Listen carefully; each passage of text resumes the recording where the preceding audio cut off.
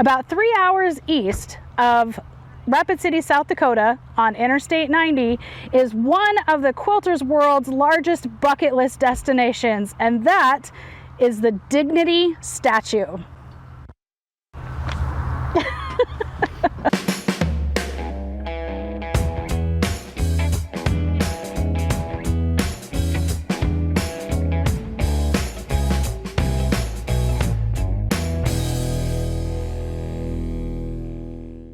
Most quilters have a bucket list. I know I do. I have a bucket list that seems like a mile long. But this last summer, when Mom and my husband and I traveled cross country, I was finally able to check off one very important item from that travel bucket list: dignity.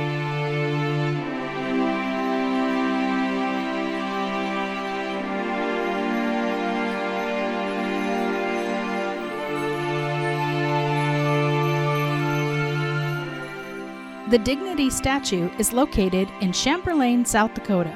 So, if you're traveling down I-90, you're going to cross the Great Missouri River. And as you cross around that bend and you look up on the hill just to your right, you're going to see the giant, gorgeous, amazing Dignity statue. Dignity was actually originally designed and sculpted by Dale Lamphere, and amazingly, in order to get Dignity's face just right, because he really wanted to honor the Lakota and the Dakota Native Americans in this region, he actually used 3 different models. It was a Native American woman of the age of 14, one of the age of 29, and one of the age of 55.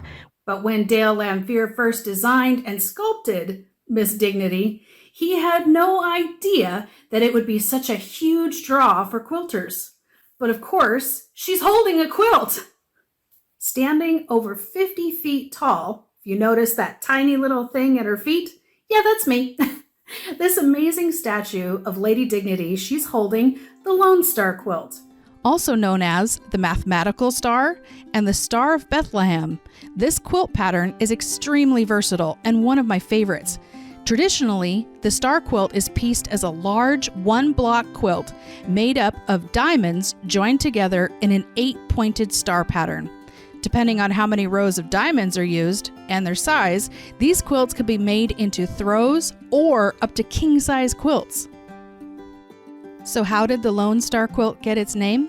Well, according to one website I found, it goes back to an earliest known quilt that was made just before the fall of Alamo. And the pattern soon became a symbol of Texas's independence and later a celebration of attainment of statehood in 1845.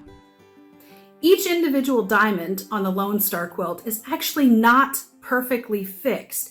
It is fixed in place, but it's not solid. If you look closely at it, you can see that the diamonds will actually move slightly as the wind passes through.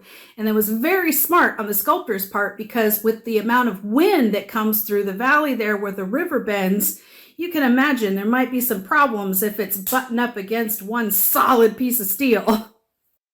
Those diamonds, they're blue, but because they flutter when the wind blows, they catch the sunlight in different rays. So it almost makes them look different colors as they move. And then at night, the statue has a bunch of LED lights that just light up that Lone Star pattern. It's absolutely gorgeous.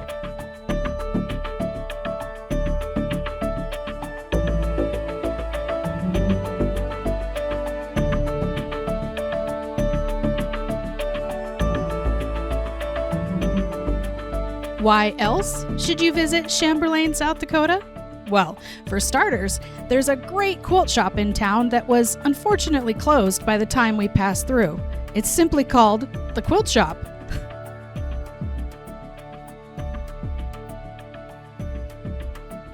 Also, I highly recommend a stop in to the Atka Lakota Museum and Cultural Center. There, you'll learn not only more about Dignity, but also about the history, traditions, and the people of the Lakota and Dakota Native American tribes. For instance, did you know that the Lone Star quilt has a special meaning? According to the St. Joseph's Indian School website, the star pattern was inspired by the morning star, the last and brightest star on the horizon before dawn, and serves as a link between the living and those who have passed. Historically, star patterns were created with plant dyes and adorned buffalo hides and teepees. When missionaries arrived in the mid to late 1800s, they introduced textiles and sewing to the Native American women, and the star quilt was born.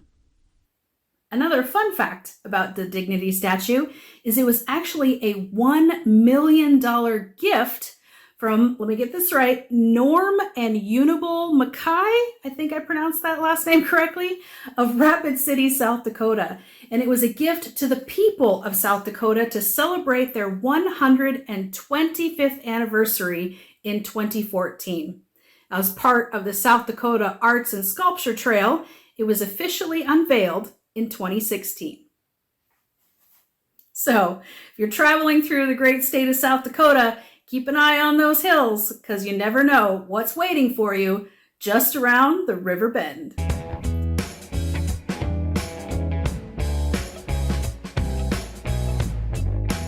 Thank you so much for watching this episode. If you enjoyed the video and would like to see more, hit that subscribe button and notification bell so you don't miss an episode. As always, my friend, happy quilting.